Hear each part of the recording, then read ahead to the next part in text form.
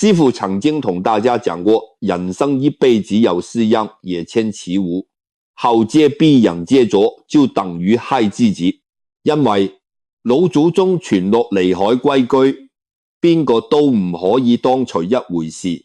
師父呢，自憐四處，早見過太多無信邪，後悔啟人。處今日就要僵啦，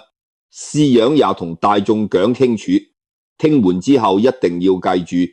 千祈唔好大意啊！嗱，啲事無論關係之間，好親戚又好，朋友又好，夠順勢親兄弟或者親生仔都絕對互借，得借咗就私幫。人頂再因為呢低定無道，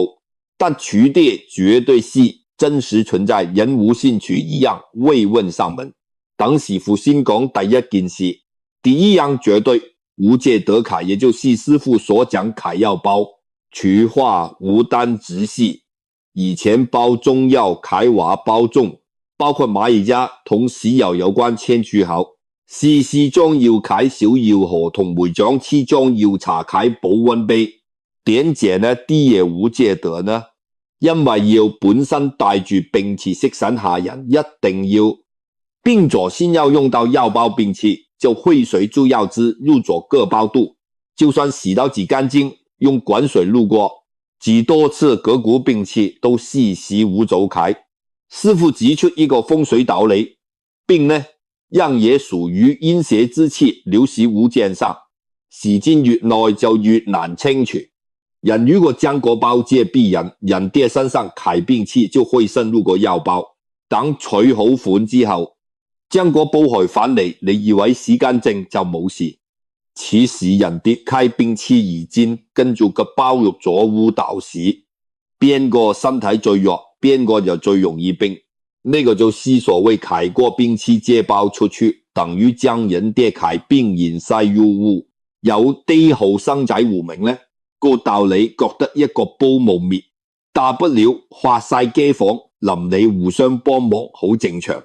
但師父提醒大家呢，樣嘢幫冇得，幫人一次人哋病好咗，自家屋企人反而肺病。所以藥包無單只無借，得一千其無，好向人借。如果無此有人病咗，又用藥包寧願去買個鮮契都戶口攤，方便去借。借錢都好過借包，借人哋個藥包返嚟，就等於將人哋為盾，委揩兵器帶入屋。另外有啲人為運間自己用完個藥包，要點處理？師父話用完就千祈勿耗，聊益勿耗，着得地時仲用得住。藥包呢樣嘢通常只可以一個人用一次，用完就要打爛崩咗，處幹樣最好。用泥漿滴兵器出散除，如果唔捨得崩，留到下次兵再用，就等於將其同兵器一級做，並又點會好煩？另外有啲人屋企留住傳落嚟揩就包，覺得有紀念價值而唔捨得崩，借咗出去揩藥包，一定要盡快處理好。若面料低海兵器，隨時會傳被污海揩闊人，要避開之變，最好一開始就堅決無好借。無論邊個嚟借都要神個借口推脫，例如畫個藥包前2日唔小心打爛咗，又或者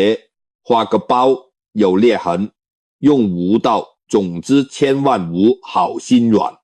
那樣嘢一旦借咗出去，後續揩麻煩根本控制無道。因為好快51個月，屋企人就會莫名其妙生病，而且病子仲會同借包嘅個人一模一樣。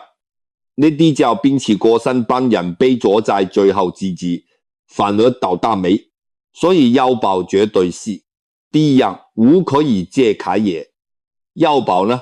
樣嘢只要用過一次，就會連住用各個人揩兵器。如果再介唔同人揩兵器就會混雜，每人體質各有不同頂護住，揩人自然就會病到。重病中無事，普通傷風感冒往往時手位可長改怪病點都斷無到位。并且呢，总也的无道末，无道中医虽能诊断，但好难根治，因为取物细简，单细菌病毒而系负面，能量场及系阴邪之气，皆不等同亲。自江鞋契迎月霧，平時連陌生人月戶都要防備誘點。佢熱幹並且呢，總無幸20歲大反無期。有人可能覺得自己身體壯健無事經，但事實上身體越好越易被病氣盯上，因為陽氣足，陰邪之物就越想離偷。這一次煲病期留係護期唔夠，慢慢將陽氣偷光身體，遲就會垮晒。所以對於藥包呢，人也寧願打爛都千萬唔好借，打爛頂多無間只時運借咗，隨時要死幾運，運都醫唔好。那筆賬大家一定要實際。講完第一樣禁忌跟注定，第二樣不能借開物件就是拐杖。呢樣嘢網絡好似好簡單，不過係一支普通墨棍。有些年青人見長輩行路無便就攞嚟玩下，其實呢，月面啟影響真係非同小可。拐杖是風水學，成代表支撐同依靠。長輩年紀大咗要靠曲線騎得穩，冇咗就騎唔定，所以拐杖帶住，其生命力同運勢。借出去等同光自身支柱，拱手相讓，長得嚴重啲，隨時會令自己雙腳出問題，運勢下處。有啲人覺得自己年輕力壯，邊度需要用到拐杖？師傅就話俾大家聽，拐杖唔單只是老人用開，也好生仔行山用開行山杖，諸行皆宜之。一沿用喺不少，光拐杖全部都算細，只有使用你支撐身體行路開工具，全部都唔可以借。因為呢，地木鑑上面有主人啟氣，長，大家如果將自己啟氣長借左臂陽，你啟氣就會散，氣一散，你對腳行路行五臟關節好容易出毛病。呢支拐杖中有另一個好重要開點，就四柱同主人啟命數是相連開。大家審埋一個人幾時開始用邊款用得幾耐，全部都是冥冥中注定將自己啟拐杖借出去，等於將自己啟命數借俾人，行取自己啟路幹你條路就會受阻。咩叫受阻本來順？順利利開始本來應該賺到大錢啟，生意突然之間就見財化水，本來應該升職加薪，又突然會俾人頂替，咪啲都是因為你海之星俾人戒走咗原實，自然似無問。師傅再同大家講多個道理，拐杖呢，樣嘢是風水學屬於木或者金屬性，木主肝，金主肺。拐杖一借出去，自己啟啊，肝或者肺就問出問題。有人嘅主口無端端開始前咳，去到醫院查要化肺部，完全冇事，但就咳不停。仲有人引發黃，呢啲全部都是借出拐杖，帶離開後果。仲有一種情況仲嚴重，就是借拐杖嘅個人對腳受傷，如果是因為跌親嗰份衰氣，就會跟住支拐杖入禮物。佢之所以會跌親，是因為佢是各時間各地點命中有結束，將拐杖借俾佢結束，就會轉移到你身上。你以為是差，好多時見跌一鑊，呢個就是因果輪轉你，將緣別咗人人跌海，災就轉咗俾你。所以師傅話拐杖真是唔好借，如果有心送一支深海別人就得戒忽佢，就刮對無行，兩者完全是裝兩回事。送是你主動避個個氣，長散咗出去不會傷到你，而且你送拐杖俾人等於幫人重新起身，那個是善事自然有善報，但借就無同。對方找你拿氣場是被動，西凱黨都擋無助，這還喺飯裏可能帶咗吳後凱嘅飯裏你都無知，帶翻厲害，好少好遠，多數是講到拐杖，如果個個人健健康康又點會向你借得就證明處對就無方便，是風水上理講啦。呢種人身上帶住害，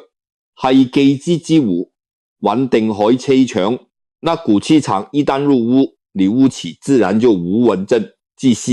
化家不和，運氣差，大家化為咗借支拐杖，搞到屋企日朝交子無子得先。師傅係讀要提醒大家，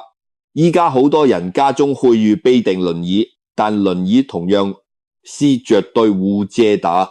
同拐杖一個道理，兩樣都是用力支撐身體開，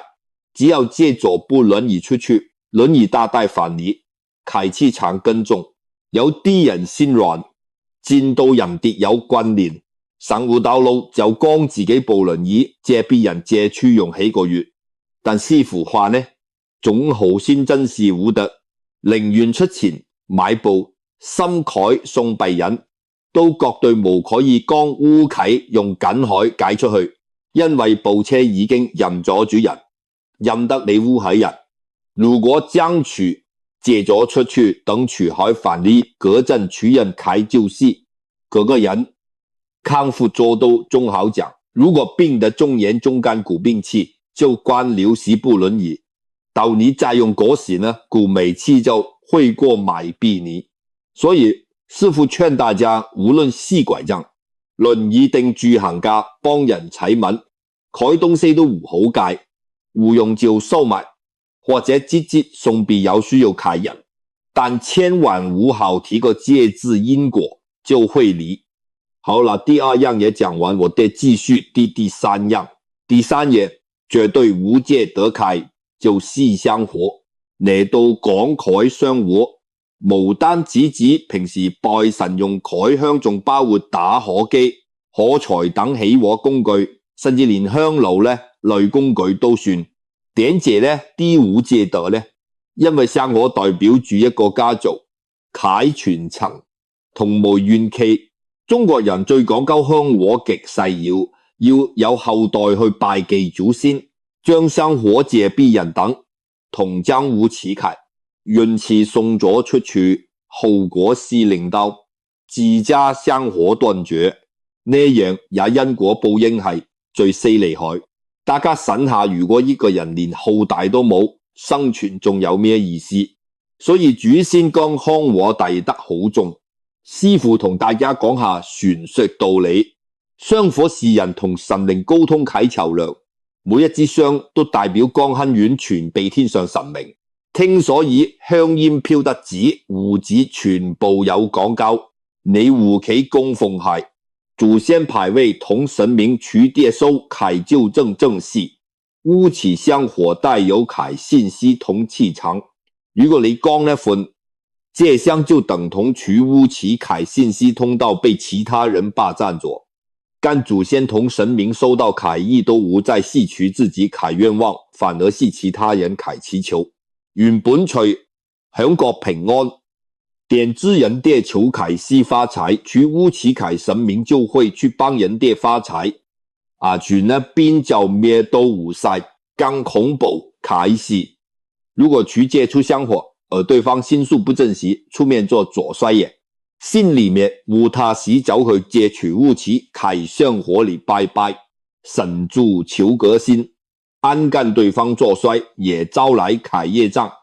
就會全部移去取啟香度，令到香火變污糟。香火一污，做住屋企啟，神明就無謂再嚟負擔子，神明無在保佑，甚至仲會招惹到一啲邪祟。本來屋企好光芒，而家就被一啲魔招也霸住。其一從靈體就會當作取屋企，是自己地方住落去，是神家取屋企住咗一堆無間正骸，也取個人又點會好過？取啟財運健康都會一落千丈，呢個就是點線。師傅話香火絕對無可以借啟原因。或者有人會話而家都用打火機，打火機有胡子，前人的這利點過河有咩所謂？但師父同大家講打火機肉面裝住海溪，其實就係火溪，俾河市5成月面代表住液擎同活力，同時亦代表住液除污起開造尊。如果打火機這必然除開火氣就會變弱。火氣一弱，除開運勢就會走下坡，連財運都會變得越來越差。而且打火機呢，總務健體知識，借左出去，人跌好大機會。順手擺埋一邊問吳帆，除濕除開不但只是一個打火機，而是無起開一份火氣，幹連造軍也都會地無起除，甚至會發脾氣，搞到除污起。守無助財賺幾多都嘥嘥，仲有一種情況就師姐相比人少，有啲人去廟宇參拜，無記得帶香，就問隔離開人借間央其實仲衰，是廟宇入面，是嗰種地方借相比人等同將自己開福分拱手相讓，跟住自己燒香拜神就誤會，再靈驗，原本是想求好運求平安，點知姜霜分咗出去，後運平安就去左陽跌到處，自己反而咩都瞧唔到，甚至仲會招來霉運。所以出門參拜一定要自己帶蔥做啟香，寧願話錢買都無好戒更，無好戒人。如果寺廟入面見到人跌冇帶香而心生憐憫，可以送必處，因為送同借啟先知完全互同施捨，啟散布絕對無謂倒轉，但係商戶就絕對無係以借，因為一解一海有來有往就會造成因果，一旦被砍下一次就極之麻煩，仲有唔起神態。上海香爐呢，地法祖傳落嚟慨物件上面承載住祖宗海氣息更加冇，可以隨便支俾人，那啲神聖之物，壞人顛都唔顛得，人跌一摸就會整壺糟拎到祖先無高先幹就大禍啦，就保佑係冇可能係，所以香呢樣嘢，大家一定要將打布支好好收埋，唔好俾人隨便攞走，供奉契爺唔好俾人顛，邊個禮節都要畫弧。方便可以話無啟啟打畫機用晒，或者畫個雙爐一早定好無預特，總之就事無可以。借如果將香火借咗出去，因果報應就會令到。那句說話師父講得好重，聽完之後記住做得千萬冇，好長室大家室無此慨。師父再補充多點，依家好多人冇企電冇鬥香，但解用電子香爐一樣糊特去戒。電子香蓋原理同傳統一模一樣，月面盞紅燈就代表助香火，借別人就等於將香火借咗出去，後果同傳統一樣。仲有啲人唔啟供奉，用揩油燈更加唔可以戒。油燈是風水，上屬於盞明燈。是保佑烏此啟，如果借咗別人烏此就算無道反，烏此啟入魂魄翻無道，就會使出面漂泊變成孤魂野鬼，到時候除跌翻嚟揾人幫手，就會有大麻煩。所以凡事同火有關，同香有關，同供奉有關啟通通唔借得，一樣都唔行。大家要記住啦。講到呢度，我哋繼續講第四樣，一係最後一樣。第四樣，唔可以戒海，也係壽衣，即是人過身後做啟山，掃寫就四披頭啟寫，那樣嘢點借唔借得呢？因為除代表住一個人臨走前海尊嚴，亦都代表住長輩自身海壽命。如果借別人，就等於將自身啟壽命借咗出去。人跌遭偷壽衣，壽命就會變短。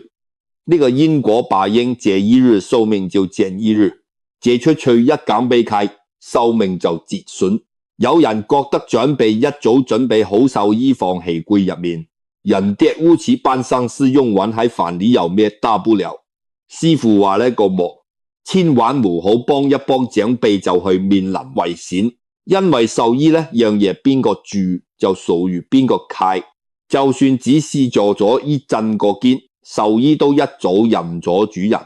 人契夠睡過身嗰個人，如果借碗飯嚟再攞去俾自家長輩，用契時候見獸醫就唔去再認自家長輩，反而會將過身者契陰氣帶翻，烏蚩到時烏蚩，人得無道庇佑，仲會被陰氣衝撞，輕則生病，重則冇命。仲有一種情況就是何人是山，有低老人家準備定獸醫食，晒言無人身，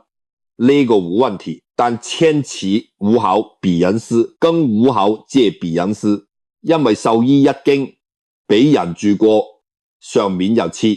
住過個人契刺激呢，總刺激會同自家長輩人的壽命好難講。到時邊個先走，邊個後走，邊個遲走，邊個講得清。好多人以為自己命長仲可以活多10年8年，點知隨便試一試，人哋見獸醫就變到只能夠活多1年。呢種是傳說，師父見過太多啦。其實你同我都胡好，狐仙獸醫是最講究契，因為佢就是劉備時候準備契，何人身上有陽氣，而獸醫上面是帶住陰氣，陰陽相沖就會出事。你隨便借逼人啫，如果個個人是可人就做你進山主契，陽氣就會被莫名其妙這瞬而生病呢，分病痛中會轉到你長輩身上，因為三是李家海，並且要問主人，李家海長輩就是主人，所以到頭嚟受害，契都是你唔企，契老人家，如果借山嗰個是死人間，就更加無實講，死人捉住你見山取走葛陣，就會連同你契運勢一併帶入陰間，到你家將來想用見獸醫葛陣就會無得用，而且各個過身契人仲會因為間反嚟問你，因為處決得你送見獸醫被取就代表同取親近回光，你當成親人，如果陰間契鬼魂將你當成自己人，你省下你終點會有好日子過。所以獸醫絕對唔可以借，仲有一樣嘢同獸醫一樣，唔借得契就試棺材板。雖然依家情勢少用，但係農村棺材更加唔可以借，裝死人契嘢，你借逼人就等同將自己將來契。棺材拱手相讓，到時呢你走咗，可能連副棺材都冇，那樣死傳同生是最不吉利契。你同我都聽過有人話，依家我話唔是棺材，其實骨灰中都唔可以借，道理一樣。你講骨灰中界別人，你自己第時隨時連放骨灰契地方都唔，呢個因果是好重契。另外有啲人為提早買定墓地呢，樣也同樣，絕對唔好可以戒備人用，就算只係暫時放一下骨灰中都唔得，因為目的是你將來長免契地方借助逼人就唔再屬於你，你第時再用地下海市場就已經散碎，你瞓都瞓不寧。關於掃屋，師父建議大家可以提早買定擺其屋企衣櫃，用紅紙包好唔好避人帶到，更唔好被壞人摸到，更加千祈唔好戒備人。如果你真師傅想提早準備，間都不用勉強可以等真細，要用契時候急去殯儀館或者獸醫店買。